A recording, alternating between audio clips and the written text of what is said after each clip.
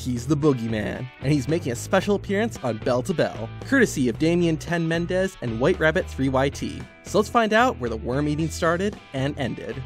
So the Boogeyman, whose real name is Martin Wright, tried out for the 4th season of Tough Enough in 2004, but lied about his age, claiming he was 30 when he was really 40. Despite that, he was invited to train at WWE's developmental territory, Ohio Valley Wrestling. Promos started airing in 2005 on Raw, which eventually were moved to SmackDown, hyping the debut of the Boogeyman. On the October 14th episode of SmackDown, it was revealed the promos were actually for a new show on UPN, the same network SmackDown was on. But due to something weird happening on the set, they decided to bring Boogeyman to SmackDown. He would spend roughly the next month appearing in random places and smashing clocks on his head, until December when the Boogeyman got in the ring. It was December 2nd, 2005 on SmackDown. Simon Dean was forced into the ring by security as the Boogeyman made his entrance, complete with fog, red lights, and fire. Boogeyman did more of what he had already been doing, just acting creepy, and Simon Dean wanted none of it.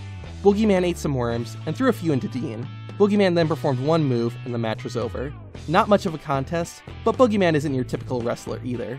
The match just really played up how disturbing and odd Boogeyman was, and it did the job.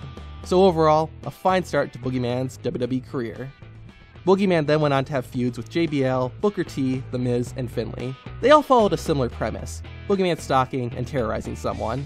In 2007, Boogeyman got drafted from SmackDown to ECW. There, he would dabble in the ECW Championship picture, but never won the title. He would eventually take some time off due to injury and returned in late 2008.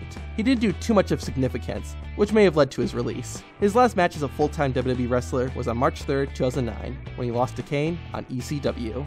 Boogeyman didn't appear in WWE for over 3 years, until he made a surprise appearance in December of 2012 on the Slammy Awards edition of Raw.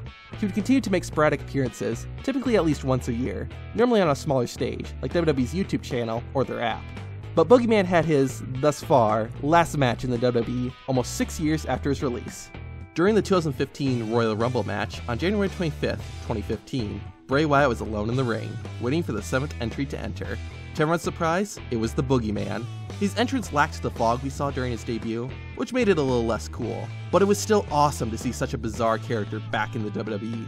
The Boogeyman made his way into the ring, and he and Bray Wyatt basically tried to show who was creepier. Boogeyman unfortunately didn't do a whole lot. After a clothesline by Bray Wyatt, Boogeyman was thrown over the top rope and eliminated. He lasted less than a minute, and of course he wasn't going to win or have that big a role in the match, but still would have been nice to see the Boogeyman do a bit more. Nevertheless, it was still a welcome surprise. Since then, Boogeyman has continued to make appearances in WWE, the most notable being on the 25th anniversary of Raw. It's likely we will continue to see Boogeyman appear in the WWE, and I wouldn't be surprised if we see him in one more match. And if it's anything like Rey Mysterio, he'll have another match in 3 weeks. So while we wait for that, check out Tap Out Corner on Facebook and Twitter for bonus content. And until next time, I'm Zach, and that was Bell to Bell.